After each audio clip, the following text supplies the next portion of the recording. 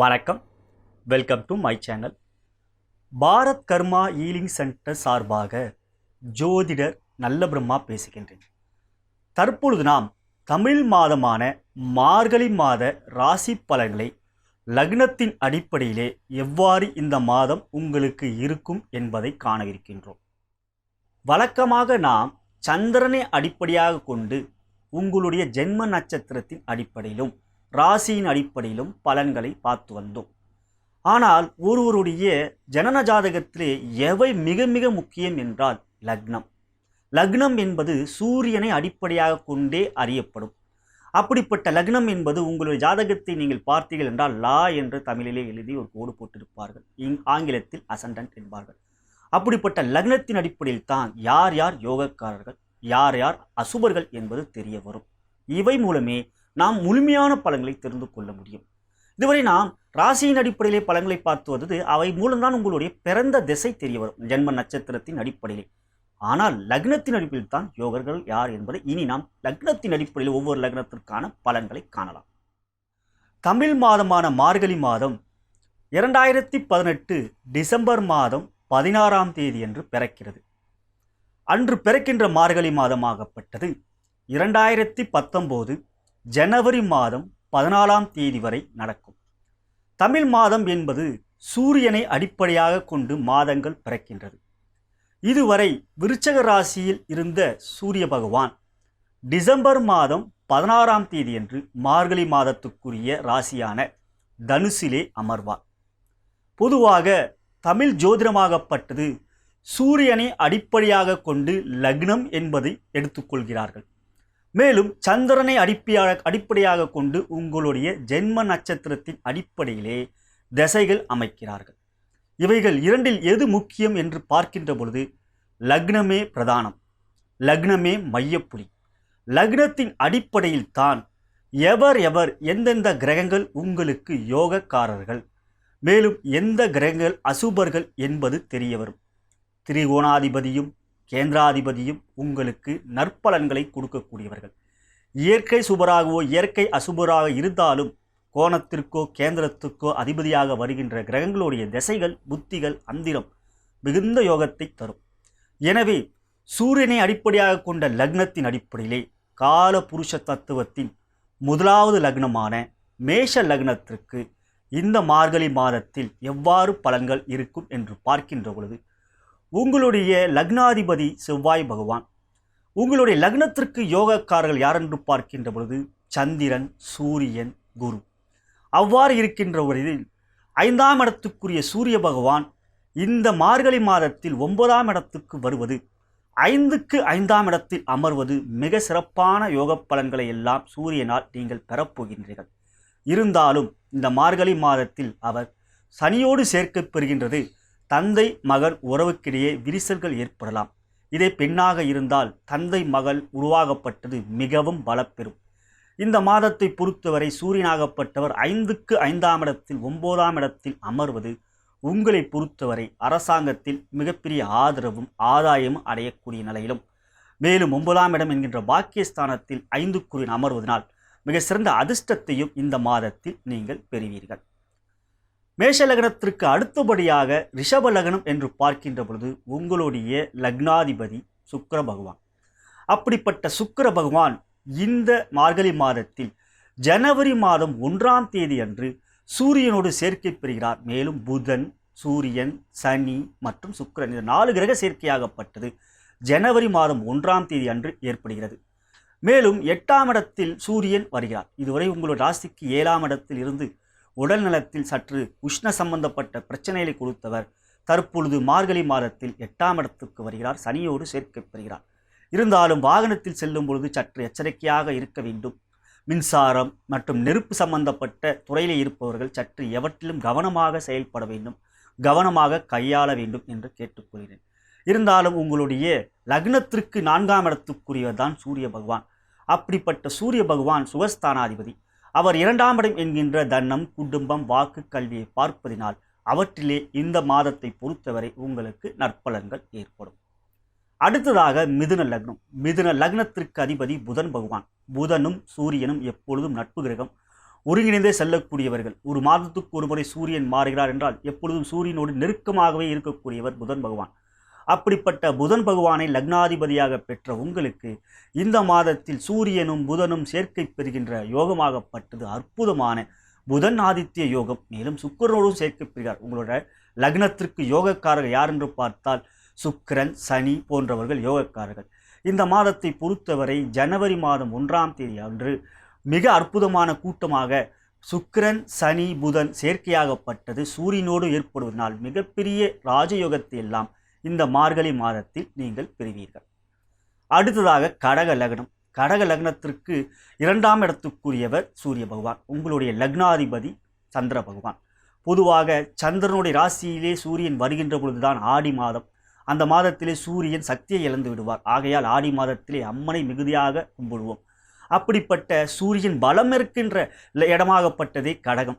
அப்படிப்பட்ட நிலையிலே இந்த மார்கழி மாதத்தில் உங்களுடைய லக்னத்திற்கு 6ஆம் இடத்தில் சூரியன் வருவது மிகப்பெரிய வெற்றிகள், போட்டிகள், பொறாமைகள் இல்லாத ஒரு நிலையும், எந்த துறையிலும் மிக சிறப்பாக செயல்பட்டு அவற்றிலே வெற்றிக்கனியை நீங்கள் பறிப்பீர்கள்.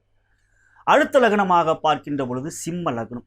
சிம்ம லக்னத்திற்கு அதிபதியே சூரிய பகவான். அவர் இந்த மார்கழி மாதத்தில் 5ஆம் இடத்தில் யோகக்காரகனான குருவோடைய வீட்டுக்கு வருவது மிக சிறந்த யோக பலன்களை எல்லாம் உங்களுக்கு கொடுக்கும். சிம்ம லக்னத்திற்கு யோகக்காரகர் என்று பார்க்கின்ற பொழுது முதன்மையான யோகக்காரகன் அங்காரகன் என்று அழைக்கப்படுகின்ற செவ்வாய் பகவான்.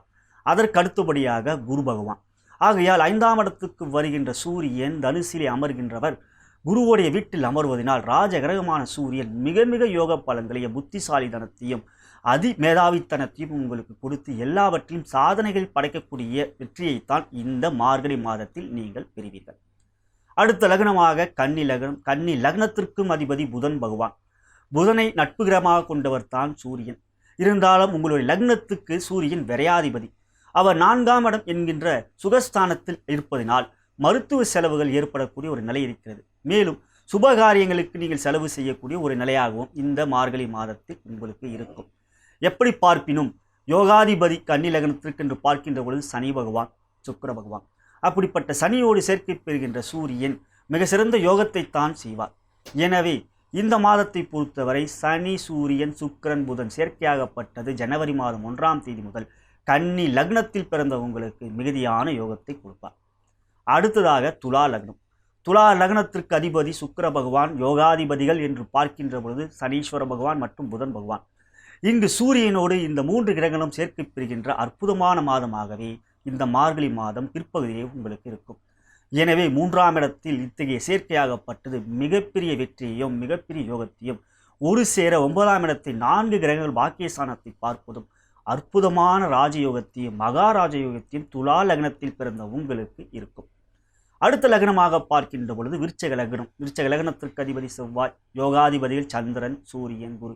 அப்படிப்பட்ட குருவோடைய வீட்டில் சூரியன் வருவது மிக சிறந்த அமைப்பாக உங்களுடைய வாக்கு வன்மையாகப்பட்டது மிக அதிகமாக பிரதிபலித்து அவற்றில் நல்ல விதமான ஆரோக்கியமான சாதகமான ஒரு நிலையாகவே இந்த மாதம் உங்களுக்கு இருக்கும். இவை நீங்கள் சிறப்பாக பயன்படுத்தி வெற்றிகளை பெறுவீர்கள். அடுத்ததாக பார்க்கின்ற போது தனுசு லக்னம். தனுசு லக்னத்திற்கும் யோகக்காரகன் சூரியன், செவ்வாய். உங்களுடைய லக்னாதிபதி குரு. இங்கு யோகாதிபதியான சூரியன் லக்னத்திற்கே வருவது உங்களுக்கான யோகத்தை பெறுவீர்கள். ராசி அடிப்படையிலே சூரியனோடையே புத்தியாகப்பட்டது நடந்து கொண்டிருந்தால் இந்த மார்கழி மாதத்திலே சூரியனால் உங்களுக்கு மிகப்பெரிய யோகத்தை எல்லாம் பெறுவீர்கள். அடுத்த லக்னமாக பார்க்கின்ற பொழுது மகர லக்னம். மகர லக்னத்துக்கு 8க்குரியவன் சூரிய பகவான். 8க்குரியவன் 12லே வருகின்ற மாதமான மார்கழி மாதத்திலே விபரீத ராஜயோகம் பரிபூர்ணமாக உங்களுக்கு ஏற்பட்டு கெட்டவன் கெட்டிடில் கிட்டிடம் ராஜயோகம் என்ற யோக அடிப்படையிலே இந்த மாதமாகப்பட்டது சிறப்பான வெற்றிகளை கொடுக்கக்கூடிய மாதமாகவே உங்களுக்கு இருக்கும். அடுத்ததாக கும்ப லக்னம். கும்ப லக்னத்துக்கு 7ஆம் இடத்துக்குரியவர் தான் சூரிய பகவான். சனீஸ்வரோடு ஜென்ம பகை கொண்டவர். இருந்தாலும் கோச்சார ரீதியாக லக்னத்திற்கு 11ஆம் இடத்துக்கு வருகின்ற சூரியனாகப்பட்டவரும் இந்த மாதத்திலே உங்களுக்கு மிகப்பெரிய வெற்றிகளை கொடுப்பார். குறிப்பாக உங்களுடைய திசையிலே சூரிய புத்தி, சுக்கிர புத்தி மற்றும் புதன் புத்தி நடந்து கொண்டிருந்தால் மிகப்பெரிய யோகமெல்லாம் இந்த மார்கழி மாதத்தில் பெறுவீர்கள். இறுதியாக மீன லக்னம். மீன லக்னத்திற்கு அதிபதி குரு என்றால் உங்களுடைய லக்னத்திற்கு யோகக்காரகன் சந்திரன் மற்றும் செவ்வாய். அப்படிப்பட்ட செவ்வாய் டிசம்பர் மாதம் 23ஆம் தேதி அன்று உங்களுடைய மீனத்திற்கு பயிற்சி ஆகிறார். எனவே செவ்வாய்க்கு 10ஆம் இடத்தில் கேந்திரத்தில் சூரியன் வருவதும் சூரியனுக்கு 4ஆம் இடத்தில் செவ்வாய் இருப்பதும் இந்த மார்கழி மாதத்திலே உங்களுக்கு மிகப்பெரிய யோக பலன்களை எல்லாம் கிடைக்கப்பெறும். ராஜகிரகமான சூரியனும் செவ்வாயும் கேந்திரத்தில் ஒருவருக்கு ஒருவர் அமர்ந்து விட்டால் மிகப்பெரிய யோக பலன்களை எல்லாம் பெறுவீர்கள். அவற்றை இந்த மார்கழி மாதத்திலும் நீங்கள் சிறப்பாக பெறுவீர்கள். இங்கு நான் அனைத்து லக்னத்துக்குரிய அமைப்பை வைத்து உங்களுடைய லக்னத்திற்கு சூரியன் எந்த அமைப்பில் இருக்கிறார் என்ற பலன்களை கூறினேன்.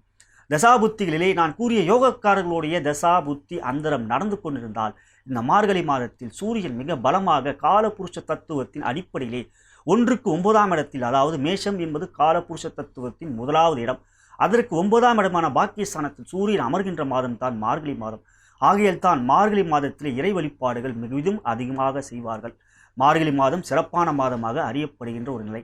இவையெல்லாம் உங்களுக்கு இந்த மாதத்திலே லக்னத்தின் அடிப்படையிலே சூரியன் என்பவர் மிக அற்புதமான யோக பலன்கள்லாம் கொடுக்க வைக்கிறார். இந்த மாதத்திலே விரத நாட்கள் என்று பார்க்கின்ற பொழுது டிசம்பர் மாதம் 18ஆம் தேதி அன்று வைகுண்ட ஏகாதேசி. அன்றைய நாளிலே பெருமாளை வணங்குவதும் வைகுண்டத்துக்கு செல்வதற்கு சமமான ஒரு புண்ணியத்தை நீங்கள் பெறுவீர்கள். எனவே வைகுண்ட ஏகாதேசி அன்று நீங்கள் பெருமாளை வணங்கிவிட்டு வரும்படி கேட்டுக்கொள்கிறேன். அடுத்ததாக டிசம்பர் மாதம் 20ஆம் தேதி பிரதோஷம். அத்தகைய நாட்களிலே நந்தி பெருமானை வணங்குவதும் சனீஸ்வரை வணங்குவதும் நல்ல ஒரு பலன்களை இந்த மாதத்தில் பெறுவீர்கள். அதற்கு அடுத்தபடியாக டிசம்பர் மாதம் 25ஆம் தேதி சங்கடஹர சதுர்த்தி. கணபதியை சூரிய அஸ்தமன் அன்று வழிபட்டு வருவது மிகப்பெரிய யோக பலன்கள் எல்லாம் உங்களுக்கு கணபதியால் நீங்கள் பெறுவீர்கள். அதற்கு அடுத்தபடியாக ஜனவரி மாதம் 12ஆம் தேதி சஷ்டி. சஷ்டி அன்று முருகப்பெருமானை வணங்குவதும் மிக சிறந்த யோக பலன்களை எல்லாம் உங்களுக்கு இந்த மாதத்தில் கிடைக்கப்பெறும். இவையெல்லாம் இந்த மாதத்தில் நீங்கள் இறை வழிபாடு செய்யக்கூடிய நாட்களை நான் கூறினேன். இதுவரை நாம் பார்த்தது மார்கழி மாத பலனை, சூரியனை அடிப்படையாக கொண்ட சூரிய பெயர்ச்சி பலனை நாம் கண்டோம். இனி இவற்றை நீங்கள் முறையாக கடைபிடித்து இறை வழிபாடு செய்வதன் மூலம் இந்த மாதத்தில் நீங்கள் அனைவரும் மிகப்பெரிய யோக பலன்களை பெற வேண்டும் என்று நான் வணங்கும் குருமார்களும் சித்தர்மார்களும் நான் வணங்கும் பார்வதி தேவியும் சிவபெருமானும் இந்த மார்கழி மாதத்திலே உங்களுக்கு எல்லா விதமான நன்மைகளையும் யோகங்களையும் சந்தோஷத்தையும் வெற்றியும் தருவார்கள் என்று கூறி விடைபெறுகிறேன். நன்றி, வணக்கம்.